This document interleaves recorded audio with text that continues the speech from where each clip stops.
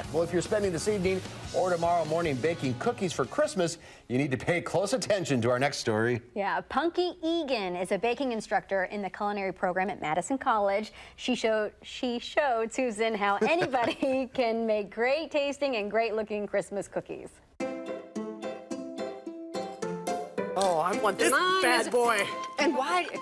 You know, I weighed these out just so I could tell you about. This weighs only 2 pounds, 4 ounces, and that's more than double. That's 4 pounds, 12 ounces. And that makes a difference? And I always tell my students, especially, you have to use a lot of muscle to roll out the dough. Sure. If something's heavier, if our rolling pin's heavier, it's less effort on our part. Okay, so we have some dough, and then the next issue where we can get into trouble is we don't put enough flour down. I think people think, oh, well, I don't want to have too much flour on, but we can always brush it off. Okay. So we're starting with, are you ready, Susan? Yes. All right, that much flour. When we roll it, it's not going into the dough.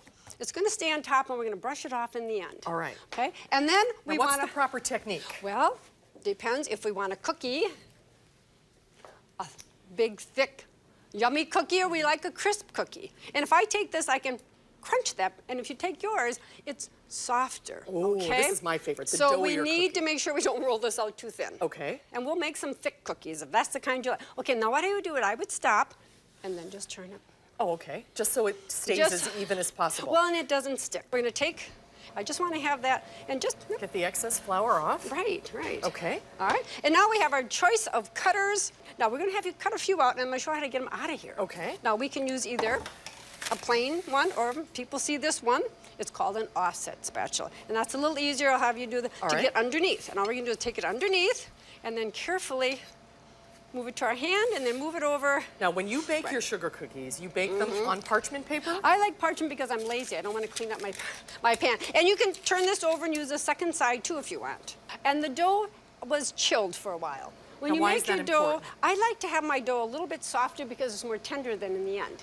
So I just chill the dough so that it firms up a little bit, so then I can roll it. And if you wanted the crispier cookie, we would just roll this out a little thinner. Right, right. You don't want to mix and match though on the sheet pan because you want to bake these all at one temperature. So sometimes a cookie recipe will have a lot of leavening. We'll have a lot of baking powder or baking soda in, and the cookies are kind of coarse, and they're very open textured, and they're blobby. These will keep the nice shape. Perfect. All right, into the oven they go. Let's go. For how long? At what temperature? Oh, this is the bad one. Everybody's oven is different. So the best thing to do is get yourself an oven thermometer, because these should be in about 375. If we look at the color on here, we can just see a little bit of brown on the edge. And if we flip it over, it's baked through. Okay.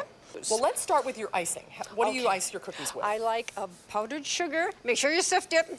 And some corn syrup gives it a little shine, and milk. And, oh, really? And you have to make sure you heat it to the right temperature, to 100 degrees. And that's important because if it's cold, it never sets up.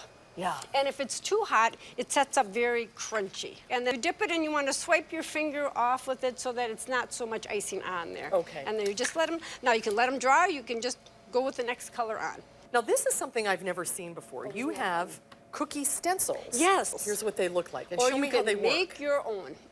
I'm going to have you work with this, Susan. Okay. All we're going to do is put it right on our cookie and just hold it down and take our colored pens. Now, look at these. These are edible color markers. Yes, please don't use dry mark. Don't use Sharpie cookie. markers. No. Oh, these are great for kids. They're fun. It's just another way to decorate that's quick, that's easy. You don't need a lot of extra things to decorate with, and yet it looks so festive. We're ready for Christmas. All right.